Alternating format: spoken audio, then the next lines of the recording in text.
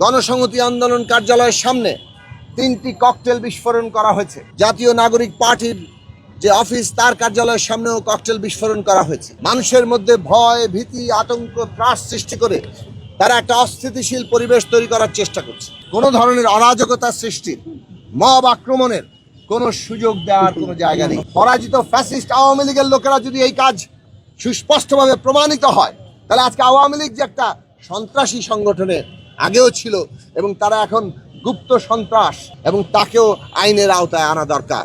সংস্কার আমাদের করতেই হবে, এবং সংস্কার মানে কি? ক্ষমতার এমন ভারসাম্য তৈরি করা যাতে ক্ষমতা ব্যবস্থা নতুন একটা জায়গায় দাঁড়ায় এবং জনগণের কাছে যারা জনপ্রতিনিধি, যারা সরকার, তারা জবাবদিহি করতে বাধ্য হয়। আজকে যে বাস্তবতা আমরা দেখছি যে এখনো পরাজিত ফ্যাসিস্টরা তারা বসে নেই, তারা নানাভাবেই এই অভ্যুত্থানকে, তার অর্জনকে ধ্বংস করার জন্য চেষ্টা করছে।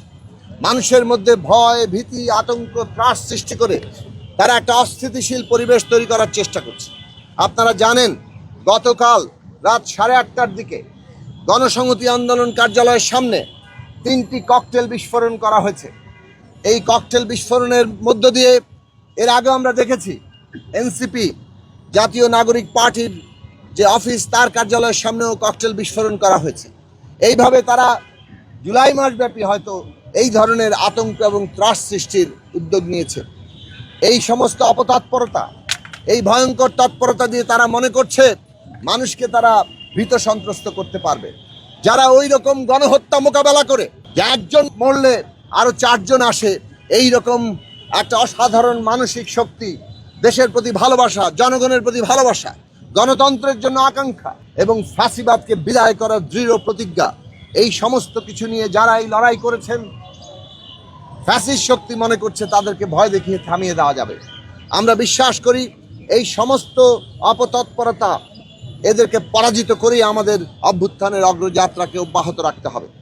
আমরা অন্তর্বর্তী সরকারের প্রতি আহ্বান জানাই, অবিলম্বে এই সমস্ত অপতৎপরতা যারা চালাচ্ছে, যে সমস্ত গোষ্ঠী চালাচ্ছে, তাদেরকে চিহ্নিত করতে হবে।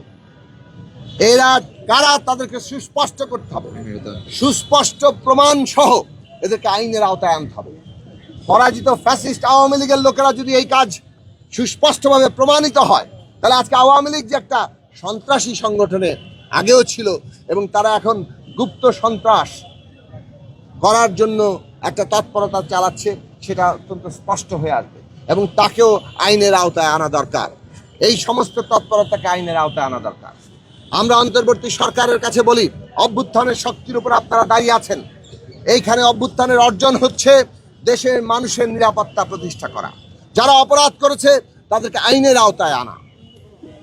কিন্তু দেশে কোনো ধরনের অরাজকতা সৃষ্টির, মব আক্রমণের কোনো সুযোগ দেওয়ার কোনো জায়গা নেই।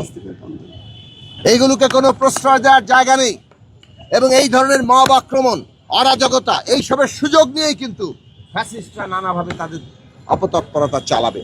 কাজেই সরকারকে আইন শৃঙ্খলা পরিস্থিতি তাদের নিয়ন্ত্রণে আনতে হবে, দেশের মানুষের নিরাপত্তা নিশ্চিত করতে হবে এবং এই ক্ষেত্রে ন্যূনতম ব্যর্থতার মানুষ বরদাস্ত করবে না। কেননা 1 বছর অভ্যুত্থানের পার হচ্ছে, এই সময়ের মধ্যে সরকার জনগণের শক্তির উপর দাঁড়িয়ে সারা দেশে তাদের কর্তৃত্ব প্রতিষ্ঠা করা, সেটা তাদের করতে পারার কথা। না পারাটা এখন ব্যর্থতা। কাজেই সেই দিকে সরকার যাতে সচেতন থাকে আমরা পরিষ্কার করে জানাবো। বন্ধুগণ, আপনারা দেখেছেন যে জুলাই অভ্যুত্থানের আকাঙ্ক্ষা ছিল দেশে সংস্কার হবে এবং সংস্কারের মধ্য দিয়ে আমরা একটা নতুন রাজনৈতিক বন্দোবস্তে পৌঁছাবো। আমাদের দেশের রাষ্ট্র ব্যবস্থার একটা গণতান্ত্রিক পুনর্গঠন আমরা করতে পারবো। মানুষ আশা করেছে যে সমস্ত হত্যাকাণ্ডের বিচার হবে। জুলাই আগস্টের সমস্ত হত্যাকাণ্ড তো বটেই, তার পূর্বে 15 বছর ধরে যে গুম, খুন, অত্যাচার কিংবা বাংলাদেশের সকল ধরনের হত্যাকাণ্ড, সব কিছুর বিচার হবে। ন্যায় বিচার হচ্ছে রাষ্ট্রের ভিত্তি। কাজে সেই ন্যায় বিচারের উপর রাষ্ট্র দাঁড়িয়ে থাকতে পারবে, সেই চেষ্টা হবে। আমরা দেখছি ন্যায় বিচারের তৎপরতা শুরু হয়েছে, কিন্তু এই বিচারকে আরো ত্বরান্বিত করা, আরো বেশি জোরদার করা, এটা জনগণের দাবি। সংস্কার আমাদের করতেই হবে এবং সংস্কার মানে কি? ক্ষমতার এমন ভারসাম্য তৈরি করা যাতে ক্ষমতা ব্যবস্থা নতুন একটা জায়গায় দাঁড়ায় এবং জনগণের কাছে যারা জনপ্রতিনিধি, যারা সরকার, তারা জবাবদিহি করতে বাধ্য হয়। এই সংস্কারের ঐক্যের জায়গার উপর দাঁড়িয়ে আমরা আগামী নির্বাচন মোকাবেলা করব।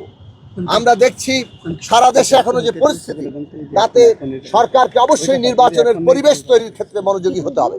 জুলাইয়ের সকল শহীদের যে আত্মাহুতি, তাদের যে আত্মত্যাগ, সেই আত্মত্যাগ আমরা যদি ন্যূনতম স্মরণে রাখি, তাহলে আমাদের সেই অঙ্গীকার কোনোভাবে যাতে চলতে না পারে, তার জন্য আমাদের দেশের সমস্ত মানুষকে ঐক্যবদ্ধ থাকতে হবে।